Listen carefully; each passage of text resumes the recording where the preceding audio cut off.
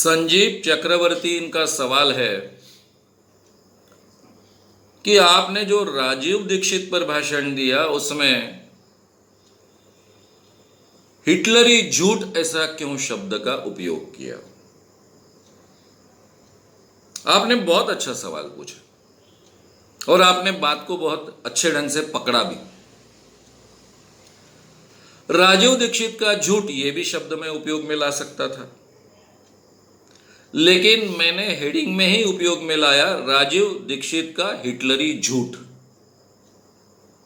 यह शब्द क्यों मैंने उपयोग में लाया? क्योंकि राजीव दीक्षित जी ने जो झूठ बोला है वो अगर केवल गलती होती तो मैं इसको इतना सीरियसली बोलता भी नहीं। मैं इतना ही बोलता कि ध्यान रखना चाहिए था इस व्यक्ति ने, गलती हो जाती है। अब मैं बहुत आग्रह रखता हूं कि हमेशा मैं करेक्ट रहना चाहिए, मैंने करेक्ट रहना चाहिए, मेरे मुंह से कोई गलती नहीं होनी चाहिए, ज्ञान के क्षेत्र में तो बिल्कुल ही नहीं होनी चाहिए। तो भी हो सकता है कि कभी कभी साल गलत निकल जाए क्योंकि दिमाग में कहीं तुम्हें बैठा है, या फिर मैं जानकारी जहां से प्राप्त कर रहा हूं वहां पर कुछ तो भी गलती है पहले से और वो गलती को मैंने रिपीट कर लिया है सच जानकर। तो गलती इंसान से हो सकती है और उसके लिए किसी को इतना बड़ा दोष देना नहीं चाहिए, ये मानने वाला मैं व्यक्ति हूं। लेकिन राजीव दीक्षित जी के जिस वीडियो के बारे में मैं बोला, यानी ऑडियो कैसेट के बारे में बोला, उसका हेडिंग ही है रियलिटी ऑफ अंधश्रद्धा निर्मूलन समिति एक्सपोज्ड बाय राजीव दीक्षित। ये जो 3 घंटे 26 मिनट की सीडी है, ये हालांकि 2005 की है, लेकिन 2014 में उसको YouTube पर अपलोड किया और मुझे उसके इतने बार बार लोग पूछते रहे कि मुझे वो सुननी पड़ी और उसके बारे में मुझे बोलना पड़ा। अगर राजीव दीक्षित झूठ बोलते केवल, तो मैं भाई मान लेता कि ये किसी स्वार्थ के कारण झूठ बोल रहे हैं। शायद हमारे काम के खिलाफ उनको बोलना है इसलिए झूठ बोल रहे हैं। अगर कोई मेरे काम की खिलाफत वैचारिक लेवल पर करता है तो मैं कभी भी उसको दोषी नहीं मानता, मैं केवल उसके तार्किक जवाब देता हूं। यानी कोई अगर कहता है कि आपके अंधश्रद्धा निर्मूलन काम के कारण धर्म का नुकसान होता है, आपके अंधश्रद्धा निर्मूलन के काम के कारण ये जो अच्छाइयां हैं समाज में वो खत्म हो जाएगी, तो उसका मैं बहुत शांति से तार्किक जवाब देता हूं। उस व्यक्ति पर एक भी दोषारोपण नहीं करता हूं, क्योंकि उसके ये प्रामाणिक मत है, उसने मत अपने रखे हैं, उसने अपने विचार रखने की उसको स्वतंत्रता है, उसका मैंने आदर रखना चाहिए, ये सब मैं मानता हूं। ये जो कैसेट है पूरी की पूरी, उसमें उन्होंने जिस काम के लिए मेरे जिंदगी के इतने साल मैंने लगा दिए, अपने जीवन की वो प्राथमिकता रखी।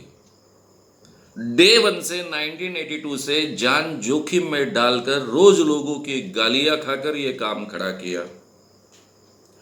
केवल मैंने नहीं, मेरे साथ हजारों कार्यकर्ताओं ने अपनी पूरी जिंदगी इसमें झोंक दी। अपने जीवन में अच्छी कमाई करना, अच्छा जीना, इससे ज्यादा इस काम को महत्व दिया। जेब से पैसा डाल डाल कर 37 सालों तक हम काम करते आए। वहां राजीव दीक्षित धड़ल्ले से कह रहे हैं कि ये लोग ईसाइयों से पैसे लेते हैं, हिंदुओं के खिलाफ काम करते हैं। इतना ही नहीं तो ये अमेरिका के आदेश पर चलते हैं।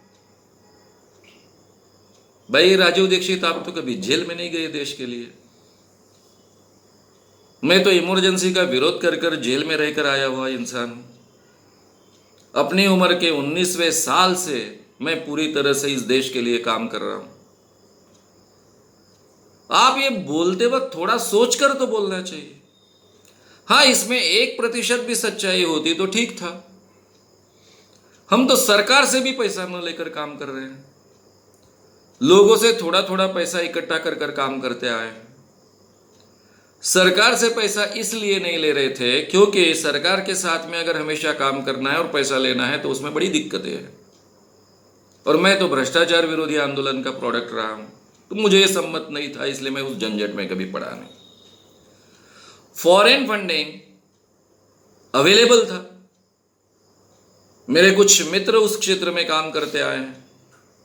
मैं खुद एक जमाने में ऑक्सफॉर्म नाम की जो फंडिंग एजेंसी है उसके इंटरव्यू के लिए गया था।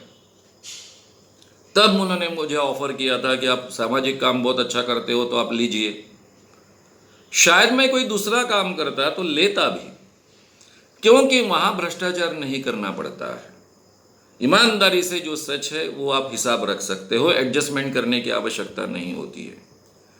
लेकिन जब मैंने 1982 में, मेरे जीवन में मैंने कभी फॉरेन फंडिंग नहीं लिया है, पहले भी नहीं लिया है, लेकिन जब मैंने 1982 में अखिल भारतीय अंधश्रद्धा निर्मूलन समिति के नाम से यह काम करना शुरू किया, तब तो मैंने ठान लिया था कि फॉरेन फंडिंग तो बिल्कुल लूंगा नहीं, क्योंकि लोगों को आक्षेप रखने के लिए उस कारण अवसर प्राप्त होगा। हम भिखारी जैसा काम करते आए, तकलीफें सहकर काम करते आए, लेकिन कभी फॉरेन फंडिंग नहीं लिया। और ये राजीव दीक्षित सीधा बोल रहे हैं कि ये लोग ईसाइयों से पैसे लेते हैं, अमेरिका से पैसे लेते हैं, और ऐसा करते हैं और वैसा करते हैं। जब राजीव दीक्षित की उम्र 15 साल की थी तब मैंने ये काम की शुरुआत की 1982 में। महाराष्ट्र में मैं काम करते आया हूं। 10,000 से ज्यादा इस विषय पर व्याख्यान 5 प्रांतों में देते आया हूं। क्या राजीव दीक्षित की इसकी जानकारी नहीं है? निकालनी चाहिए, बोलना है तो। धड़ल्ले से आप बोल रहे हो। लेकिन ये सब बातें भी अगर वो बोलते तो भी मैं कहता कि राजीव दीक्षित झूठ बोल रहे हैं। मैं ये नहीं कहता कि वो हिटलरी झूठ बोल रहे हैं। मैंने वो हिटलरी झूठ बोल रहे हैं क्यों कहा, ये ध्यान में रखिए। वो कहते हैं जो कानून महाराष्ट्र में बना 2005 में पहली बार, वो विधानसभा में, असेंबली में महाराष्ट्र के रखा गया। उसके बाद उनका ये भाषण है, उनके ही कहने के अनुसार।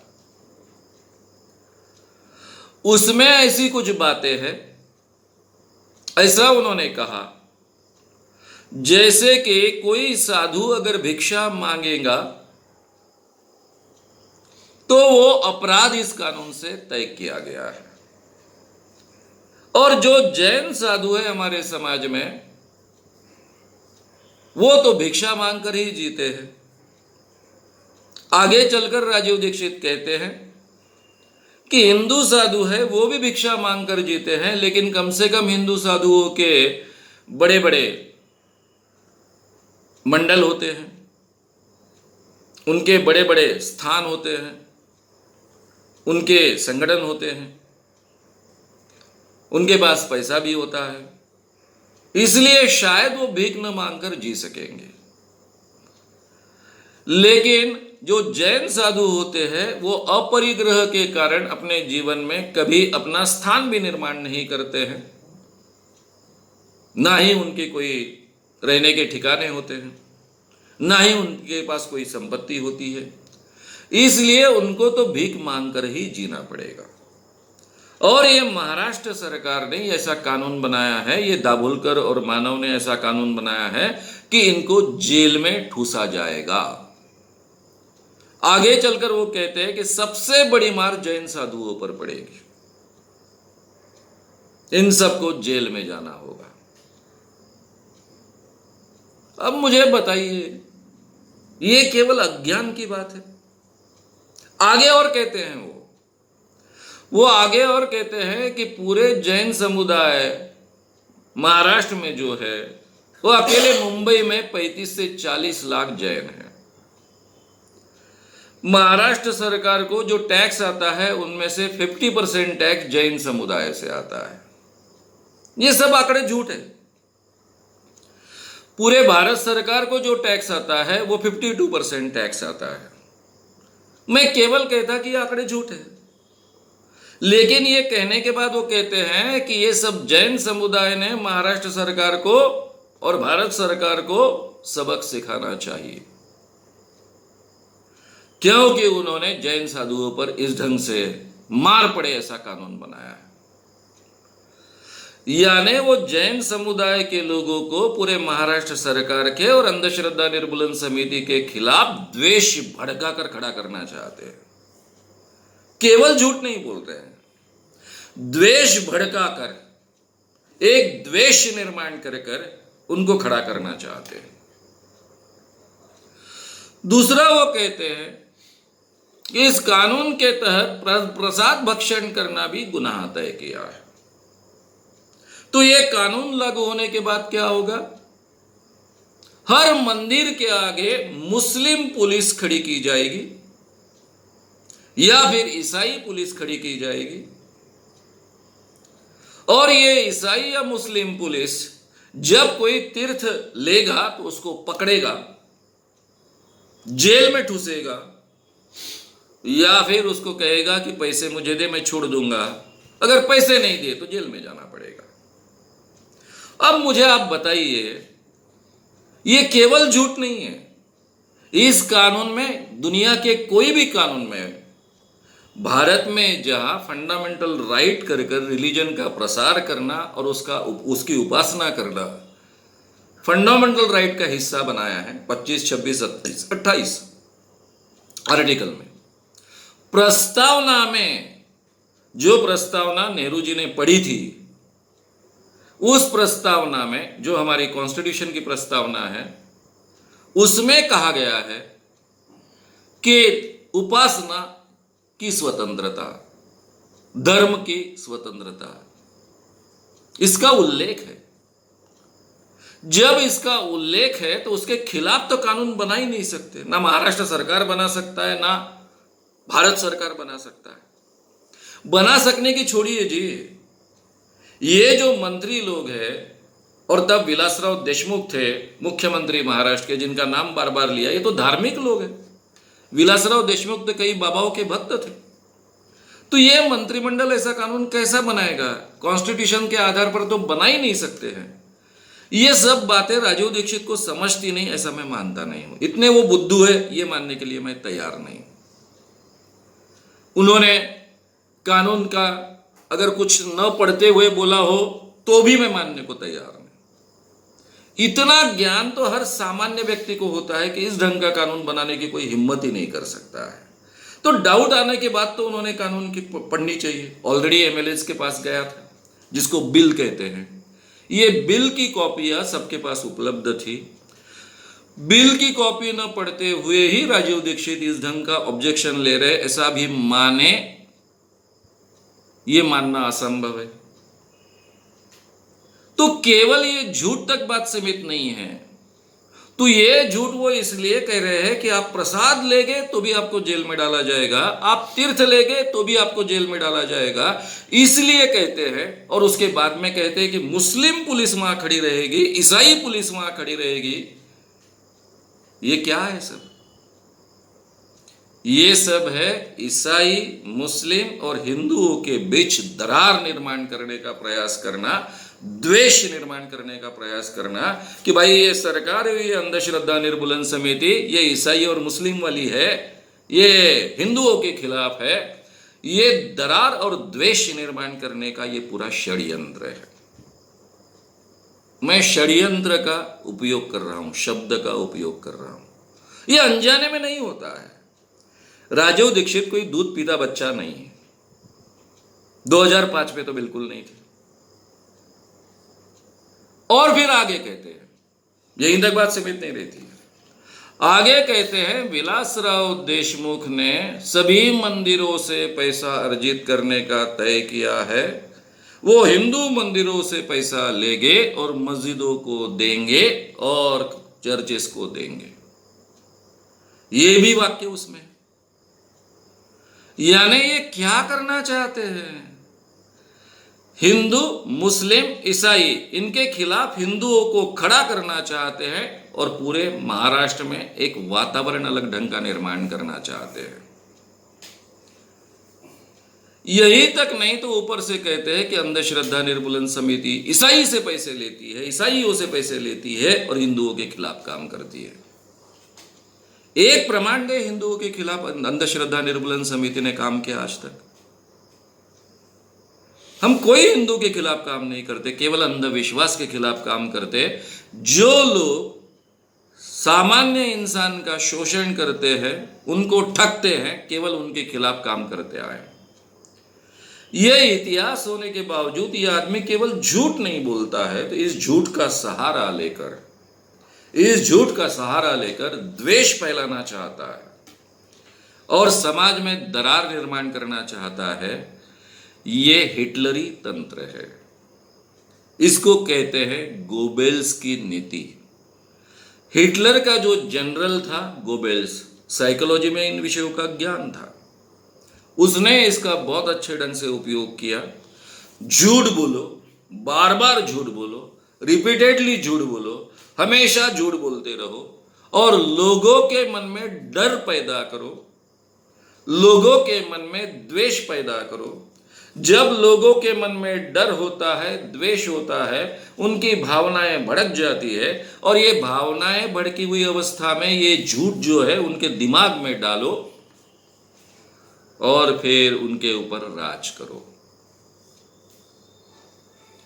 आर्य हम श्रेष्ठ है और ये जूस जो है वो हमारे दुश्मन है। हमारी सभी समस्या ये जूस के कारण है, उनको खत्म करो। जब राज आया हिटलर के हाथ में तो उसने सही माने में खत्म किया जूस को। सेम तंत्र राजू यहां पर अमल में ला रहे हैं। वो हिंदुओं के मन में, क्योंकि ये व्याख्यान किनके सामने हुआ, मार्गदर्शन किनके सामने हुआ, हिंदू संगठन के सामने। ये जो मीटिंग थी किनकी थी, हिंदू संगठन, हिंदू के प्रचार करने वाले कीर्तनकार और साधु, उनके सामने ये मीटिंग थी। उसमें ये उनको भड़का रहे हैं, उनके मन में क्रिश्चियन मुस्लिमों का द्वेष डाल रहे हैं और ये द्वेष के साथ में सरकार के खिलाफ, महाराष्ट्र सरकार के खिलाफ, जबकि उसमें कानून में ऐसा कुछ था ही नहीं, सबका सब झूठ था, और अंधश्रद्धा निर्मूलन समिति दाभोलकर और मानव के खिलाफ ये द्वेष फैलाकर वो दरार एक जगह निर्माण करना चाहते थे, उन लोगों को भड़काना चाहते थे। इसलिए मैंने कहा है ये हिटलरी झूठ है, ये प्री प्लान्ड झूठ है, अनजाने में गलत जानकारी से आई हुई चीज नहीं है। बाकी उनको गलत जानकारी मिलती और उन्होंने केवल आक्षेप लिए होते इस कानून पर, तो मैं बहुत शांति से अलग ढंग से इन सवालों का जवाब देता कि भाई उनको जानकारी नहीं थी, पढ़ना चाहिए था, यही तक जवाब देता। लेकिन ये यहां तक बात सीमित नहीं है और मेरे लिए ये बड़ा शॉकिंग बात थी। मैं गांधीयन फैमिली का हूं, विनोबा जी के पूरे वातावरण से आया हूं और मेरे गांधीयन लोग और विनोबा जी के लोग, सर्वोदयी लोग, इस व्यक्ति को लेकर गांव-गांव घूमे हैं, उनको आश्रम से लेकर हर जगह स्थान दिया है। ये गांधीवाद फैला रहा है ऐसा मानते थे वो। ये गांधीवाद है, द्वेष को भड़काना, झूठ के आधार पर दरार निर्माण करना समाज में। इसलिए राजीव दीक्षित हिटलरी झूठ फैला रहे थे, ऐसी बात मैंने कही है। वो शायद तब सक्सेस नहीं हुए क्योंकि आगे की स्टेप होती है धर्म के नाम पर या फिर वर्ण के नाम पर द्वेष फैलाओ, एक दूसरे के खिलाफ खड़े करो। उस मानसिक अवस्था में जब वो भावनात्मक स्थिति में होते हैं, भावनाओं से स्टिमुलेटेड होते हैं, भावनाओं से भड़के हुए होते हैं, उस स्थिति में उनके मन में सजेशंस डालो और ये सजेशंस डालकर फिर बाद में उन पर राज करो। अब राज करने के लिए तो बचे नहीं 2010 साल में, लेकिन ये वो दिशा दिख रही है। जाहिर भाषणों में आपको राजीव दीक्षित इस ढंग से बोलते हुए कभी दिखेंगे नहीं। ये एक मीटिंग थी, क्लोज डोर मीटिंग थी, कुछ संगठनों के लिए सीमित मीटिंग थी, ये ओपन मीटिंग नहीं थी पब्लिक के लिए। राजीव दीक्षित का सही स्वरूप यहां से हमें ध्यान में आता है और वो मेरे लिए भी बड़ा शॉकिंग था। इसलिए मैंने कहा राजीव दीक्षित जी का हिटलरी झूठ। अगर आपको ये वीडियो पसंद आया हो तो उसे ज़रूर लाइक करें, लोगों में ये अवेयरनेस फैलाने में हमारी मदद करें, वीडियो को ज़रूर शेयर भी करें। तो हमारे YouTube चैनल शाम मानो को विजिट करें। ऐसे सारे वीडियोस का आनंद लेने के लिए हमारे चैनल को सब्सक्राइब करें। उसके लिए सब्सक्राइब बटन दबाएं। नए वीडियोस का नोटिफिकेशन पाने के लिए बेल आइकन दबाएं।